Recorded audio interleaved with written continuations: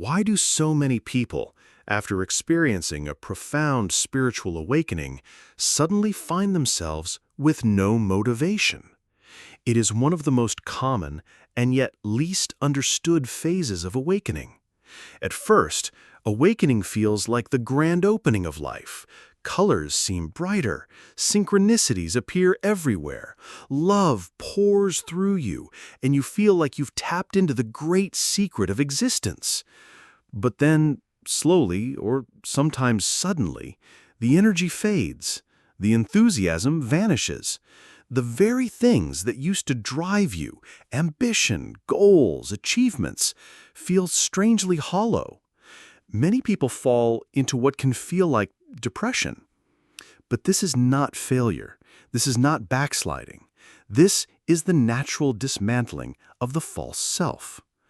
To understand why motivation disappears, we must first understand what motivation really is. Before awakening, almost all human motivation is ego-based. We strive to be more successful, more attractive, more secure, more admired. We chase careers, relationships, and possessions because deep down we believe they will complete us. The ego thrives on comparison, on climbing ladders, on reaching the next thing. When awakening happens, the illusion cracks. You realize that none of those things can give you what you truly are seeking. They can entertain you, they can comfort you, but they cannot complete you because you were never incomplete to begin with. And so the machinery of ego-driven motivation breaks down. The fuel source is gone. This is why you wake up one morning and find you cannot push yourself the way you once did. The very fire that used to keep you running has been extinguished. But this does not mean you are broken. It means you are being rebuilt. Another layer to this process is the nervous system itself. Awakening is not just an idea or a concept. It is an energetic shift that moves through the body. When the nervous system expands to hold higher states of awareness, there is often a period of exhaustion.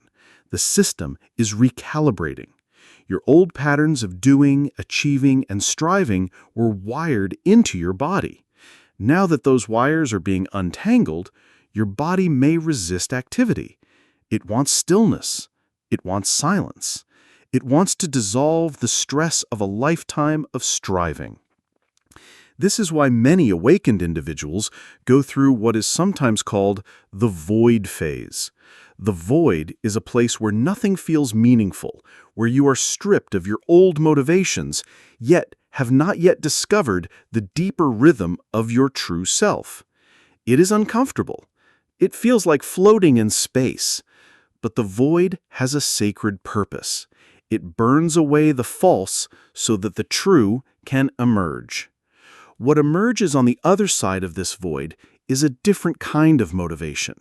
It is not rooted in fear of missing out. It is not about proving yourself. It is not about running from your emptiness. Instead, it comes from alignment. You begin to move not because you are desperate to be more, but because the action itself feels alive. You create not for applause, but because creation flows through you. You help not to be admired, but because compassion has become your nature. This is authentic motivation.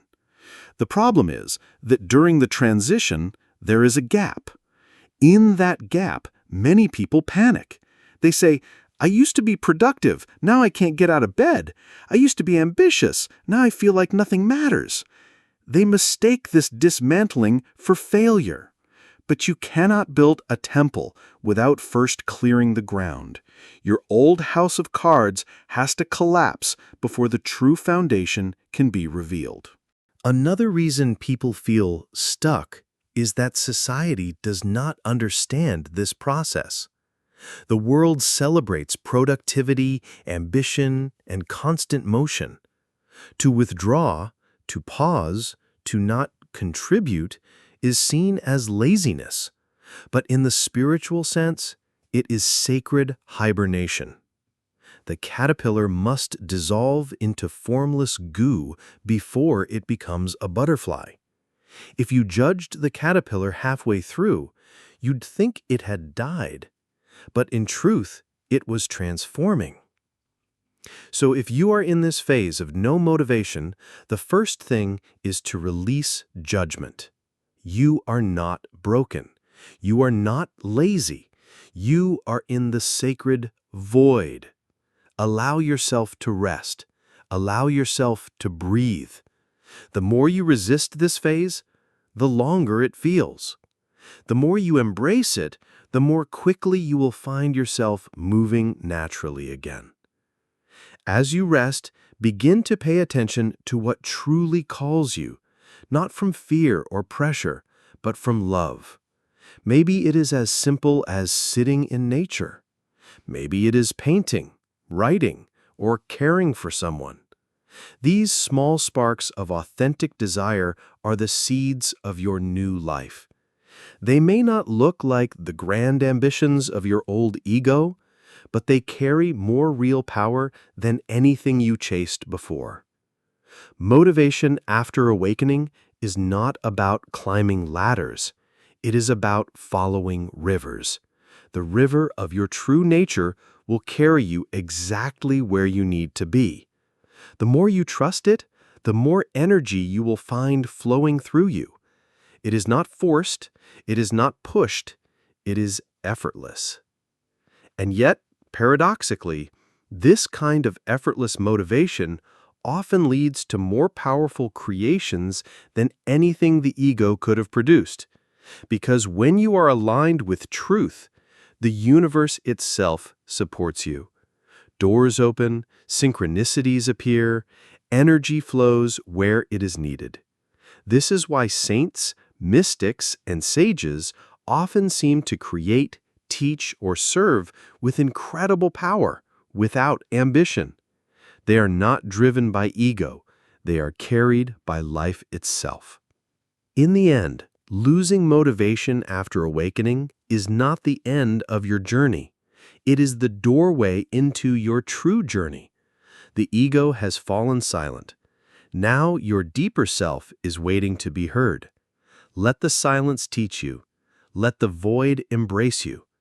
And soon you will find yourself moving again, not because you are chasing the world, but because life itself is moving through you. So the next time you find yourself staring at the ceiling, unable to summon the old fire, remember, this is not the end. This is the pause between the breaths of creation. Be still. Trust. The next breath will come. And when it does, it will carry you further than you ever imagined.